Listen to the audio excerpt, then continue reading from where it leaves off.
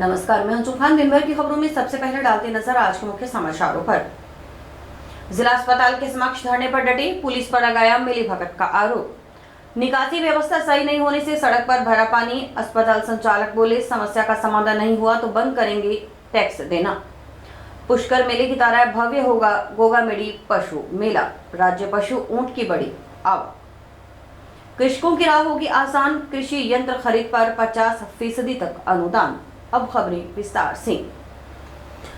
Sangaria police थाना क्षेत्र के एक गांव से बहला फुसलाकर ले जाई गई 2 नाबालिग बहनों के साथ दुष्कर्म करने के आरोप लगा। आरोपियों की गिरफ्तारी की मांग को लेकर टाउन के जिला चिकित्सालय के समक्ष बहुजन संगठनों की ओर से शुरू किया गया धरना मंगलवार को दूसरे दिन भी जारी रहा।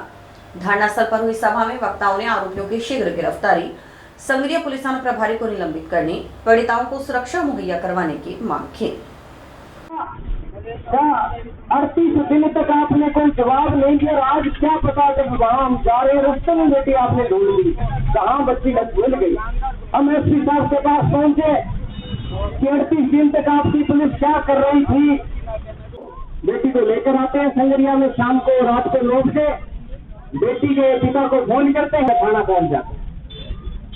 बेटी के माता पिता को बीच में बिठा लिया जाता है कि बेटी तुम्हें बाल कल्याण समिति के विषय से, और थोड़ी देर बाद पता नहीं किसका फोन आता है, पुलिस के क्या दिमाग में आती है। एक महिला का और एक वहाँ जो भी ड्यूटी पर था, उसने कहा गाड़ी से बाहर निकलो, हमारी जीप में जगह नहीं। केरा गांव की जो दलित नाबालिग बच्चियों की घटना है, ये इस देश के निकम्मे प्रशासन को, लाचार सरकारों को और जो बड़े बड़े नेता बैठे हैं, इनकी पारदर्शिता को दर्शाती है कि किस तरीके से आज भी देश के अंदर आजाद हुए 78 साल हो गए हैं, लेकिन हम महिलाएं आजादी की कहाँ सोचे जब हम अपने घरों में सुरक्षित नहीं है, अपने गांव में सुरक्षित नहीं है। इस तरीके की जो घटनाएं हो रही है, 38 दिन तक हमारी बच्चियां घरों से गायब रहती है, हम सो नहीं पाते हैं। ये इतना बड़ा जो कांड हुआ है 38 दिन तक का, ये कोई एक अकेला व्यक्ति नहीं कर सकता।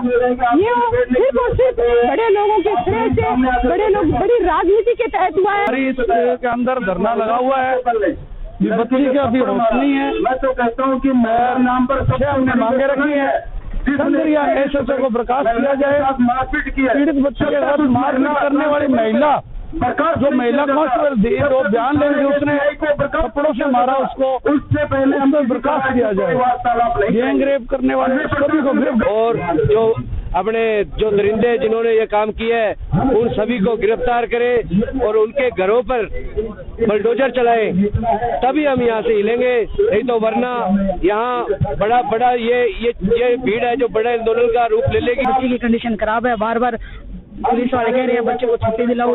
हम छुट्टी बिल्कुल नहीं दिलाएंगे जब तक बच्ची की कंडीशन सही नहीं हो।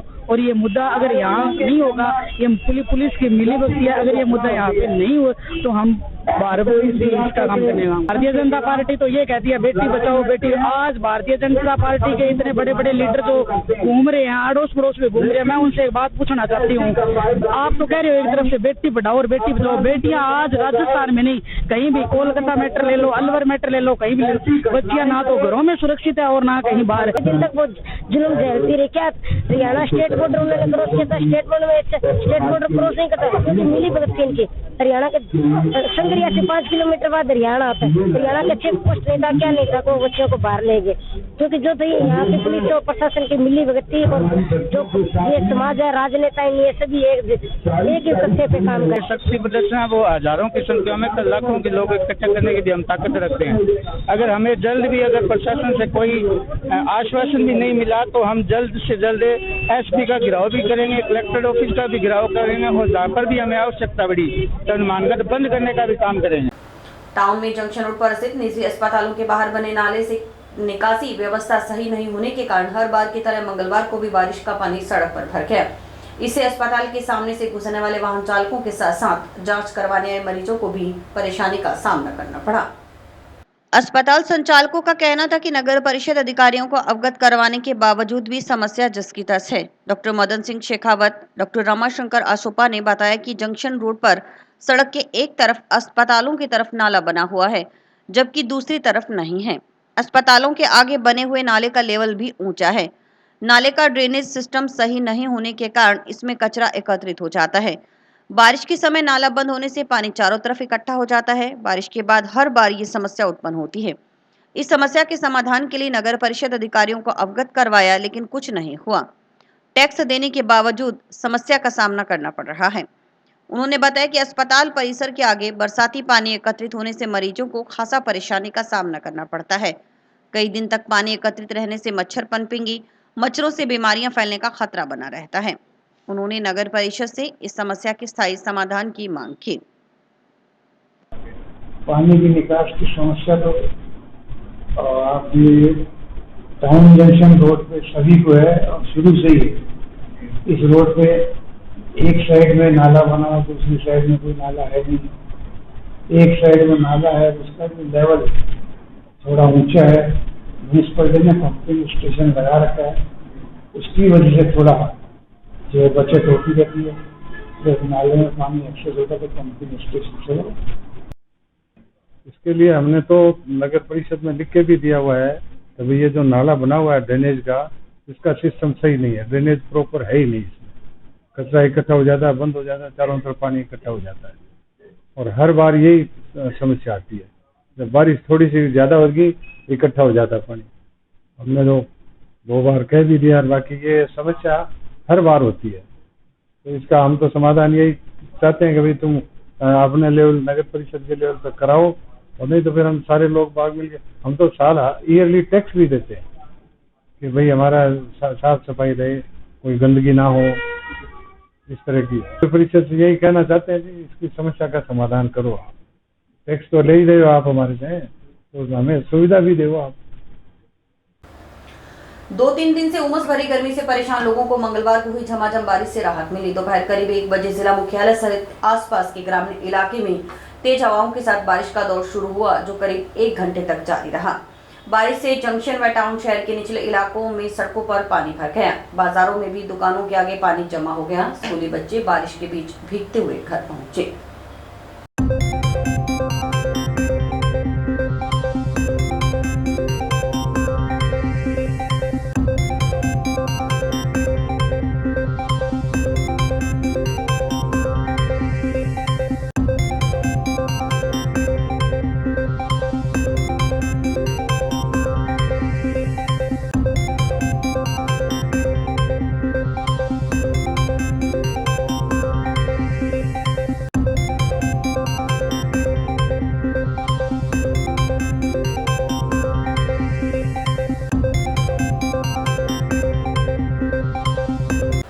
खेती किसानी में कृषक बुआई, जुताई और बिजाई जैसे कठोर कार्य करते हैं। इन कार्यों को सुगम बनाने के लिए मुख्यमंत्री भजनलाल शर्मा संकल्पित हैं। उनके मार्गदर्शन में सब मिशन ऑन एग्रीकल्चर मैकेनाइजेशन योजना के प्रावधानों के अंतर्गत किसानों को आधुनिक कृषि यंत्रों पर अनुदान देकर लाभान्वित किया जाएगा। इससे किसानों पर आर्थिक भार कम पड़ेगा और कृषि कार्य आसान होंगे। किसानों की आय में भी बढ़ोतरी होगी। कृषि विभाग के संयुक्त निदेशक योगेश वर्मा ने बताया कि योजना अंतर्गत जिले में 2024-25 के लिए 5,425 किसानों को लाभान्वित करने का लक्ष्य आवंटित हुआ है। इसमें 1642.62 लाख रुपए अनुदान दिए जाने का लक्ष्य रखा गया है। किसानों को laser head leveller, precision multi crop planter, electrostatic sprayer जैसे कृषि यंत्रों की खरीद पर 2 से 2.5 लाख तक के अनुदान का प्रावधान है। पूरे प्रदेश में लगभग 66,000 किसानों को 200 करोड़ रुपए अनुदान दिए जाने का प्रावधान रखा गया है। योजना में लाभ लेने के लिए कृषक 13 सितंबर तक ऑनलाइन आवेदन कर सकते हैं। कृषि यंत्रों पर अनुसूचित जाति, अनुसूचित जनजाति, लघु सीमांत, महिला किसानों को ट्रैक्टर की बीएचपी के आधार पर लागत का अधिकतम 50% तक तथा अन्य श्रेणी के कृषकों को लागत का अधिकतम 40% तक अनुदान दिया जाएगा। लघु और सीमांत श्रेणी के किसानों को ऑनलाइन आवेदन से पूर्व जन आधार में लघु व सीमांत श्रेणी जुड़वाना आवश्यक होगा। आवेदन में इन प्रमाण पत्रों को संलग्न करना होगा। कृषि संयुक्त निदेशक ने बताया कि राज किसान साथी पोर्टल पर ई मित्र के माध्यम से जनाधार, जमाबंदी की नकल, कृषि यंत्र का कोटेशन आदि दस्तावेजों की सहायता से ऑनलाइन आवेदन कर सकते हैं। किसानों को राज्य में प्रचलित ट्रैक्टर संचालित सभी प्रकार के कृषि यंत्र जैसे rotavator, thresher, cultivator, bund former, reaper, seed cum fertiliser, drill, disc harrow, plough आदि यंत्रों पर अनुदान मिलेगा। किसान द्वारा कृषि यंत्रों को पंजीकृत फर्म से खरीदने तथा सत्यापन के बाद अनुदान राशि उनके जनाधार से जुड़े बैंक खाते में हस्तांतरित हो जाएगी। एक किसान को एक प्रकार के कृषि यंत्र पर 3 वर्ष की कालावधि में केवल एक बार अनुदान मिलेगा। किसानों को वित्तीय वर्ष में एक ही कृषि यंत्र पर अनुदान दिया जाएगा। प्रशासनिक स्वीकृति जारी करने से पूर्व खरीदे गए पुराने कृषि यंत्रों पर अनुदान नहीं दिया जाएगा। वहीं एक जन आधार से एक ही आवेदन स्वीकार होगा। राज्य में किसानों को उच्च फसल उत्पादन करने के लिए यंत्रों की जरूरत होती है। राज्य सरकार ने गंगानगर, हनुमानगढ़ और अनूपगढ़ जिले के लिए विशेष परिस्थितियों को मानते हुए कुछ विशेष उपकरणों को इस बार की सूची में शामिल किया गया। हनुमानगढ़ जिले में विशेष तौर पे करीब 16.5 करोड़ के जो इम्प्लीमेंट्स हैं वो अनुदान पे बांटे जाएंगे। इस क्रम में गाइडलाइन जारी हो चुकी है, जिसमें अनुसूचित जाति, जनजाति, लघु, सीमांत और महिला वर्ग के किसानों को लगभग 50% की छूट मिलेगी और जो 50% की सीमा है वो यंत्र के HP के हिसाब से अलग अलग है। उत्तर भारत में राजस्थान के प्रसिद्ध गोगामेड़ी पशु मेले में इस बार पशुओं की संख्या में बड़ी बढ़ोतरी हुई है। राज्य पशु ऊंट की संख्या गत वर्ष लगभग 3300 रही, जो कि इस बार अभी तक 3785 ऊंट ऊंटनी पहुंच चुके हैं। इनमें से अब तक राजस्थान से 3077 और हरियाणा, उत्तर प्रदेश, पंजाब, जम्मू कश्मीर सहित अन्य राज्यों से 708 ऊंट आए हैं। आंकड़ा 5000 से अधिक पहुंचने की उम्मीद जताई जा रही है। पशुपालन विभाग के अनुसार बिक्री के लिए आए ऊंटों में से अभी तक 972 की बिक्री हुई है। इनमें 81,000 रुपए का एक ऊंट अब तक सबसे महंगा बिका हुआ है। गौरतलब है कि भारत के बड़े मेलों में शुमार गोगामेड़ी पशु मेले में अन्य पशुओं की अपेक्षा ज्यादातर ऊंट ऊंटनी बिक्री के लिए लाए जाते हैं। गोगामेड़ी कैंप पशु मेला अधिकारी व संयुक्त निदेशक पशुपालन विभाग हनुमानगढ़ डॉक्टर हरीश चंद्र गुप्ता ने बताया कि पुष्कर मेले की तरह गोगामेड़ी पशु मेला भी बड़े स्तर पर होगा। इसके लिए कलेक्टर कानाराम के मार्गदर्शन में विभाग ने तैयारियां पूर्ण कर ली हैं। ये मेला 18 सितंबर तक चलेगा। यहाँ पशुओं के लिए पेयजल, छाया और निःशुल्क चिकित्सा सुविधा उपलब्ध करवाई गई है। मेले का शुभारंभ ध्वजारोहण के साथ 19 अगस्त को किया गया। देवस्थान विभाग द्वारा समापन किया जाएगा। मेले में पशुपालन विभाग 11 व 12 सितंबर को पशु प्रतियोगिताएं करवाएगा। इसके लिए पशुओं का पंजीकरण 10 सितंबर को होगा। इसमें ऊंट सवारी, ऊंट वंश की नस्ल, घोड़ी, भैंस, गाय सहित कई प्रतियोगिताएं होगी। विजेताओं को आकर्षक नगद पुरस्कार से सम्मानित भी किया जाएगा। गुप्ता ने बताया कि कलेक्टर के प्रयासों से इनामी राशि को बढ़ाया गया है। इस बार कुल 1,11,700 रुपए की इनामी राशि रखी गई है। इसमें 11 सितंबर को भैंस नस्ल प्रतियोगिता में प्रथम पुरस्कार 11,000, दूसरा 5100 और तीसरा 2100 और 1,000 रुपए के 5 सांत्वना पुरस्कार दिए जाएंगे। इसी तरह गाय, घोड़ी नस्ल की प्रतियोगिताओं के प्रतिभागियों को भी पुरस्कृत किया जाएगा। 12 सितंबर को ऊंट नृत्य प्रतियोगिता में प्रथम पुरस्कार 21,000, दूसरा 11,000 और तीसरा 5100 और 1,000 के 5 सांत्वना पुरस्कार दिए जाएंगे। पुरस्कार वितरण समारोह 12 सितंबर को ही होगा। इस बार अपने गोगामेड़ी मेले में पशु प्रतियोगिताओं में घोड़ी की नस्ल के लिए और ऊंटों के डांस के लिए और गाय के लिए और भैंस के लिए ये 4 कैटेगरी में प्रतियोगिताएं रखी गई हैं। और बाकी जो ऊंट लोकल वहाँ के ऊंट हैं उनकी अलग प्रतियोगिताएं होंगी, जो अपने उनसे दौड़ का होगा, उनका वार का होगा, ये उनकी अलग प्रतियोगिता होंगी। ये 10, 11, 12 3 दिन ये प्रतियोगिता होगी। 10 तारीख को तो इसका अपने रजिस्ट्रेशन होगा सभी पशुओं का। 11 तारीख को गाय, भैंस और कैमल का अपने हो जाएगा कंपटीशन। और 12 तारीख को एक तो घोड़ी की प्रतियोगिता होगी और दूसरा अपने इनका डांस हो जाएगा कैमल का। क्षेत्र के राठीखेड़ा ग्राम पंचायत के चक 5 आरके में लगने वाले इथेनॉल फैक्ट्री के विरोध में मंगलवार को किसानों ने एसडीएम कार्यालय के समक्ष धरना प्रदर्शन किया। इस मौके पूरी सभा को संबोधित करते हुए भारतीय किसान यूनियन एकता सिद्धपुर के प्रधान एवं राष्ट्रीय किसान नेता जगजीत सिंह डल्लेवाला ने कहा कि आने वाली नस्लों और फसलों को बचाने के लिए इथेनॉल फैक्ट्री से इलाके को बर्बाद नहीं होने देंगे। उन्होंने कहा कि इथेनॉल फैक्ट्री इलाके के लिए बेहद खतरनाक है, क्योंकि इससे कैंसर जैसी गंभीर बीमारियां फैलने का खतरा बढ़ जाएगा। इलाके के किसानों को इसलिए धन्यवाद दिया कि उन्होंने फैक्ट्री लगने से पहले ही इसका बड़े पैमाने पर विरोध शुरू कर दिया। उन्होंने एथेनॉल फैक्ट्री के दुष्परिणामों के बारे में भी बताया। गौरतलब रहे कि राठीखेड़ा ग्राम पंचायत के चक 5 आरके में लगने वाली इथेनॉल फैक्ट्री के विरोध में पिछले माह की 12 अगस्त को एसडीएम कार्यालय के समक्ष किसानों की सभा हुई। उसी किसानों ने एकत्रित होकर फैक्ट्री लगने की जगह की ओर कूच कर वहां पक्का मोर्चा लगाकर बेमियादी धरना प्रदर्शन शुरू किया था।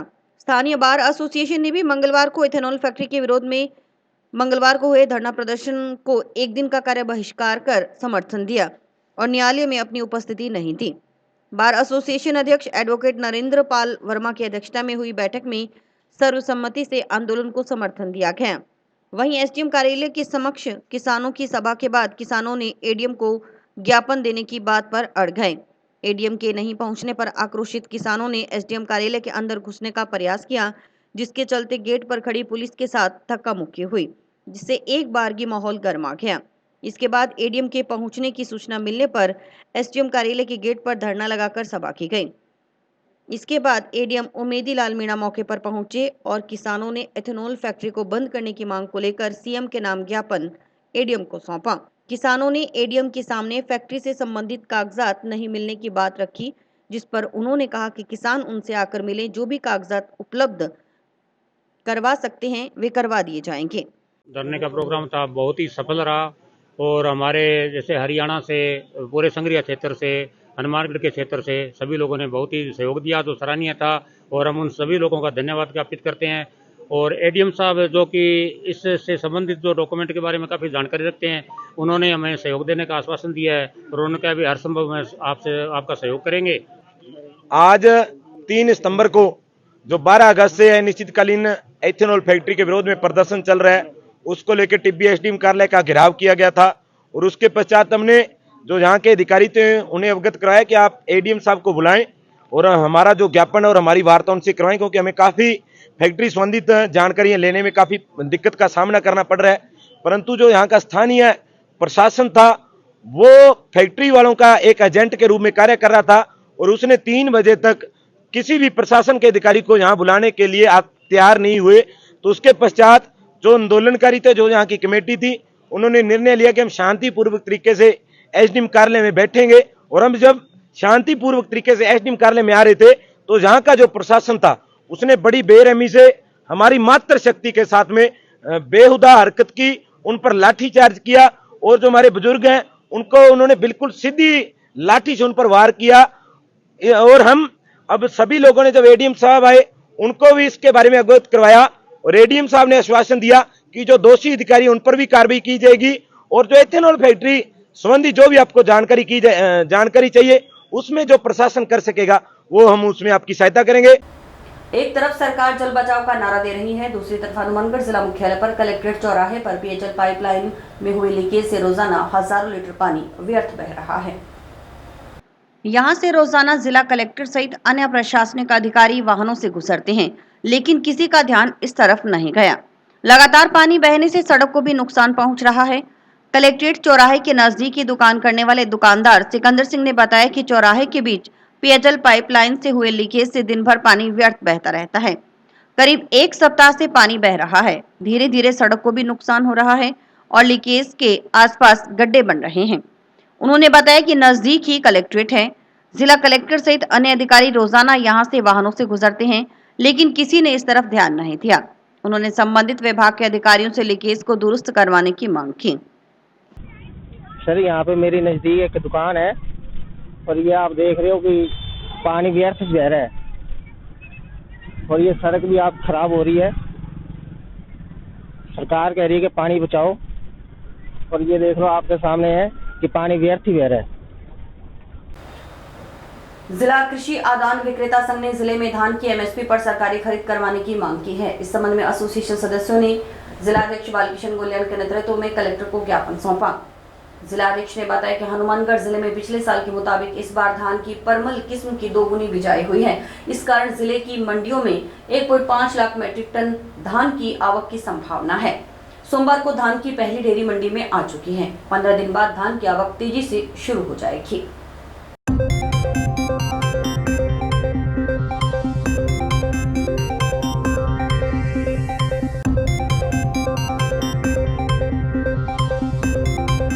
जिला कृषि धान विक्रेता संघ के बैनर पे हमने माननीय जिला कलेक्टर महोदय से को ज्ञापन दिया और इसका मुख्य था कि धान की सरकारी खरीद चालू हो जाए। कल हमारे यहाँ धान की पहली ढेरी मंडी में आ गई है। 15 दिन बाद इसकी अराइवल बहुत स्पीड से शुरू हो जाएगी। गत वर्ष से हमारे परमल धान की बिजाई पिछले साल से दुगनी है। अगर सरकारी खरीद 2315 रुपये सरकारी रेट है, अगर उस पर खरीद होती है तो ये धीरे धीरे एरिया धान का हमारे बढ़ेगा और किसानों को जबरदस्त फायदा होगा। क्योंकि पंजाब और हरियाणा में धान की सरकारी खरीद होती है, हमारे यहाँ 1 साल हुई थी, उसके बाद नहीं हुई। तो हमने कलेक्टर साहब को आग्रह किया है, ज्ञापन दिया है, इस धान की सरकारी खरीद है MSP पे वो FCI के माध्यम से शीघ्र अतिशीघ्र शुरू की। राष्ट्रीय युवक परिषद की ओर से सोमवार को जंक्शन के हाउसिंग बोर्ड स्थित पुलकित स्कूल में निःशुल्क नेत्र जांच शिविर आयोजित किया गया। कार्यक्रम के मुख्य अतिथि जिला आबकारी अधिकारी संजीव पटावरी थे। शिविर में डॉक्टर इंद्रजीत सिंह व मनीष शर्मा की ओर से 280 विद्यार्थियों के नेत्र की कंप्यूटराइज्ड मशीन से निःशुल्क जांच की गई। जांच में 45 बच्चों व 2 अध्यापकों में दृष्टि दोष पाया गया।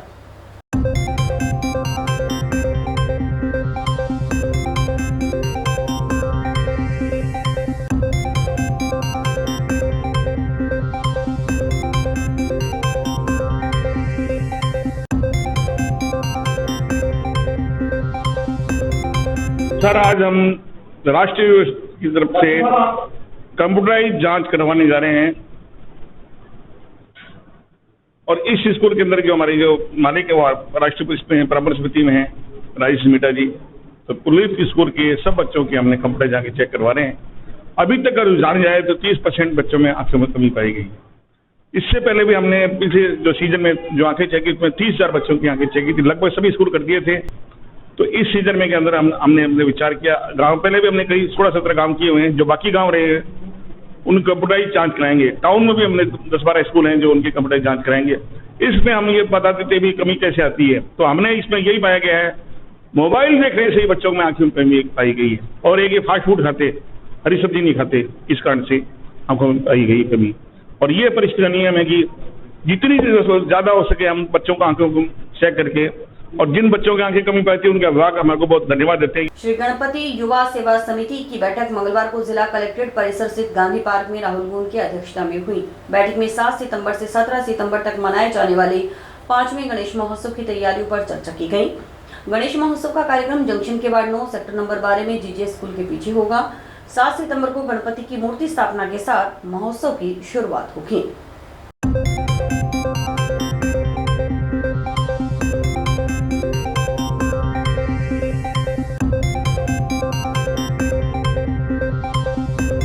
आज श्री गणपति युवा समिति के द्वारा गांधी पार्क में मीटिंग रखी गई थी और आज हमने ये डिसीजन लिया है कि 7 तारीख को गणपति जी की मूर्ति स्थापना होगी, 16 तारीख को विशाल जागरण और 17 को सुबह भंडारा और भव्य विसर्जन होगा। और विभिन्न मार्गों के द्वारा विसर्जन को लेकर जाकर और अपने नहर में प्रवाह किया जाएगा। तो हमारा यही लक्ष्य है कि भक्ति की, आस्था की और जो ये हनुमानगढ़ के अंदर नशे की जो एक लहर चल पड़ी है उसे खत्म करना है। हमारा जो समिति का नारा भी है वो यही नारा है कि नशा मुक्त हनुमानगढ़ और नशे के खिलाफ जो हमने अभियान चला रखा है उसमें हम भी यही चाहते हैं कि आप हमारा साथ दो।